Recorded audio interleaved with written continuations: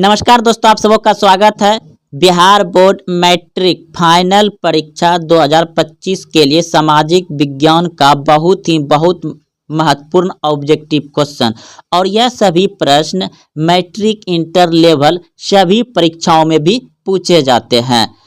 Class 10 सामाजिक विज्ञान और क्लास 12 आर्ट्स के लिए इम्पोर्टेंट ऑब्जेक्टिव प्रश्न। ज़्यादातर प्रश्न आपको बिहार बोर्ड मैट्रिक परीक्षा सामाजिक विज्ञान में और मैट्रिक इंटर लेवल में भी इसी तरह से प्रश्न पूछा जाता है। तो देखिए, पहला प्रश्न है, रामकृष्ण मिशन की स्थापना किसने की थी? रामकृष्ण मिशन की स्थापना किसने की थी? आपके सामने चार ऑप्शन दिया गया है। Option A Swami Satyananda, option B Swami Vivekananda, option C Swami Dayananda, option D Swami Nityananda. तो रामकृष्ण मिशन की स्थापना किया था स्वामी विवेकानंद ने। ऑप्शन नंबर बी सही है, स्वामी विवेकानंद ने रामकृष्ण मिशन की स्थापना किया था। अगला प्रश्न देखिए, प्रश्न है भारत और पाकिस्तान के बीच सीमा का निर्धारण कौन सी रेखा करती है? यानी भारत और पाकिस्तान के बीच में जो रेखा है उसका नाम क्या है? आपके सामने ऑप्शन दिया गया है, मैकमोहन रेखा, डूरंड रेखा, रेड क्लिफ रेखा या मैग्नीनोट रेखा। तो भारत और पाकिस्तान के बीच जो सीमा रेखा है रेड क्लिफ रेखा। ऑप्शन नंबर सी सही है, रेड क्लिफ रेखा। और मैकमोहन रेखा भारत और चीन के बीच है। अगला प्रश्न देखिए, प्रश्न है डांडी मार्च कहां से प्रारंभ हुआ था? डांडी मार्च कहां से प्रारंभ हुआ था? तो ऑप्शन नंबर ए बिल्कुल सही सोचे हैं, साबरमती से। डांडी मार्च कहां से प्रारंभ हुआ था? तो डांडी मार्च प्रारंभ हुआ था साबरमती से। अगला प्रश्न देखिए, प्रश्न है भाषाओं का संबंध संविधान की किस अनुसूची से है? भाषाओं का संबंध संविधान की किस अनुसूची से है? ऑप्शन ए दूसरी, ऑप्शन बी 5वीं, ऑप्शन सी 12वीं, ऑप्शन डी 8वीं। तो भारत के संविधान में जो भाषा है उसको किस सूची में रखा गया है? 8वीं सूची में। ऑप्शन नंबर डी बिल्कुल सही है, 8वीं सूची में। अगला प्रश्न देखिए, प्रश्न है किस संविधान संशोधन द्वारा शिक्षा विषय को राज्य सूची से सामवर्ती सूची में स्थानांतरित किया गया? किस संविधान संशोधन द्वारा शिक्षा विषय को राज्य सूची से सामवर्ती सूची में स्थानांतरित किया गया? तो ऑप्शन नंबर डी बिल्कुल सही है, 42वां संविधान संशोधन। अगला प्रश्न देखिए, प्रश्न है वायुमंडल की सबसे निचली परत कहलाती है? वायुमंडल की सबसे निचली परत कहलाती है? ऑप्शन ए संताप मंडल, ऑप्शन बी क्षोभ मंडल, ऑप्शन सी आयन मंडल, ऑप्शन डी बहिर्मंडल। वायुमंडल की सबसे निचली परत कहलाती है क्षोभ मंडल, और क्षोभ मंडल में ही मौसमी घटनाएं घटती है। क्षोभ मंडल में ही मौसमी घटनाएं घटती है, जैसे बिजली चमकना, बादल गरजना, वर्षा आना, आंधी तूफान आना, ये सभी क्षोभ मंडल के अंदर ही होता है। ऑप्शन नंबर बी सही हो जाएगा। अगला प्रश्न देखिए, प्रश्न है रामकृष्ण मिशन की स्थापना कब हुई थी? रामकृष्ण मिशन की स्थापना कब हुई थी? तो आप सभी अभी तुरंत जान चुके हैं कि रामकृष्ण मिशन की स्थापना स्वामी विवेकानंद ने किया था। और कब किया था? तो 1897 ईस्वी में। ऑप्शन नंबर बी सही है। अगला प्रश्न है स्वदेशी आंदोलन कब प्रारंभ हुआ? स्वदेशी आंदोलन कब प्रारंभ हुआ? तो 1905 ईस्वी में। ऑप्शन नंबर बी सही है, 1905 ईस्वी में। अगला प्रश्न देखिए, पाकिस्तान के प्रथम प्रधानमंत्री कौन थे? तो पाकिस्तान के प्रथम प्रधानमंत्री थे Liaquat Ali. Option number C सही है, लियाकत अली। अगला प्रश्न देखिए, प्रश्न है पूर्ण स्वाधीनता की मांग किस अधिवेशन में की गई थी। प्रश्न को अच्छे से एक बार फिर से समझिए, पूर्ण स्वाधीनता की मांग किस अधिवेशन में की गई थी।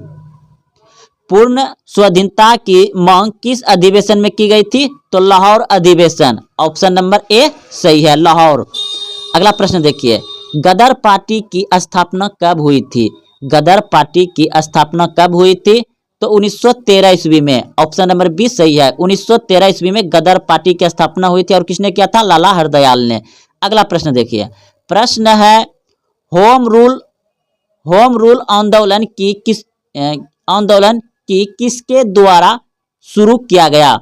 होम रूल आंदोलन की किसके द्वारा शुरू किया गया, तो ऑप्शन नंबर हो जाएगा आपका सी बिल्कुल सही है, एनी बेसेंट ने होम रूल आंदोलन की शुरुआत किया था। अगला प्रश्न देखिए, काला कानून से प्रसिद्ध एक्ट कौन सा है। काला कानून से प्रसिद्ध एक्ट कौन सा है, तो रौलेट एक्ट को ही काला कानून कहा जाता है। काला कानून जो अंग्रेज ने लगाया था कि भारत के किसी भी नागरिक संदेह के रूप में उसे पकड़ के जेल कर देता था। अगला प्रश्न देखिए, महात्मा गांधी को सर्वप्रथम राष्ट्रपिता किसने कहा। महात्मा गांधी को सर्वप्रथम राष्ट्रपिता किसने कहा, तो ऑप्शन नंबर बी बिल्कुल सही है। महात्मा गांधी को सर्वप्रथम राष्ट्रपिता कहा था सुभाष चंद्र बोस ने। ऑप्शन नंबर बी बिल्कुल सही है, सुभाष चंद्र बोस ने महात्मा गांधी को राष्ट्रपिता कहा था, सुभाष चंद्र बोस ने। ऑप्शन नंबर बी सही है। अगला प्रश्न देखिए, प्रश्न है भारत में महात्मा गांधी द्वारा किया गया प्रथम सत्याग्रह कौन था। भारत में महात्मा गांधी द्वारा किया गया प्रथम सत्याग्रह कौन था, तो ऑप्शन नंबर बी बिल्कुल सही है। 1917 में चंपारण में क्या था, बिहार, चंपारण सत्याग्रह। अगला प्रश्न देखिए, साइमन कमीशन भारत कब आया था। साइमन कमीशन भारत कब आया था। साइमन कमीशन भारत कब आया था, तो ऑप्शन नंबर डी बिल्कुल सही है, 1928 में। साइमन कमीशन भारत कब आया था, 1928 में। अगला प्रश्न है क्रिप्स मिशन भारत कब आया था। क्रिप्स मिशन भारत कब आया था, तो ऑप्शन नंबर सी बिल्कुल सही है, 1942 में। क्रिप्स मिशन भारत कब आया था, 1942 ईस्वी में। अगला प्रश्न देखिए, प्रश्न है सबसे पहले भारत कौन आए थे। सबसे पहले भारत कौन आए थे, डच, पुर्तगाली, अंग्रेज, फ्रांसीसी।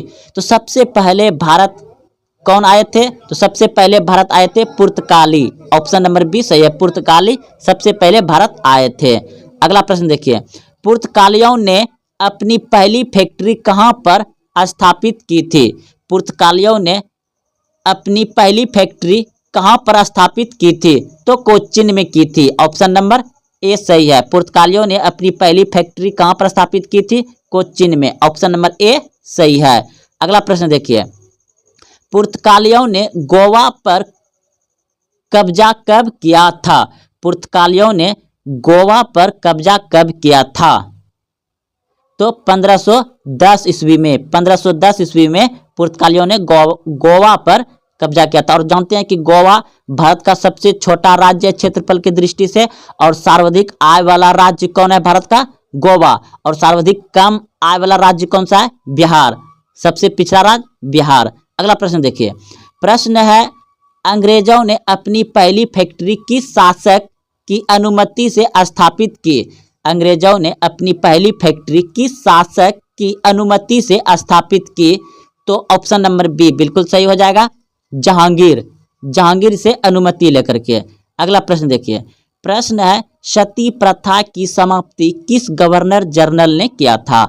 सती प्रथा की समाप्ति किस गवर्नर जनरल ने किया था, तो ऑप्शन नंबर सी बिल्कुल सही है, लॉर्ड विलियम वेटिंग ने सती प्रथा को समाप्त किया था। अगला प्रश्न देखिए, गेटवे ऑफ इंडिया का निर्माण कब हुआ। गेटवे ऑफ इंडिया है। गेटवे ऑफ इंडिया का निर्माण कब हुआ था?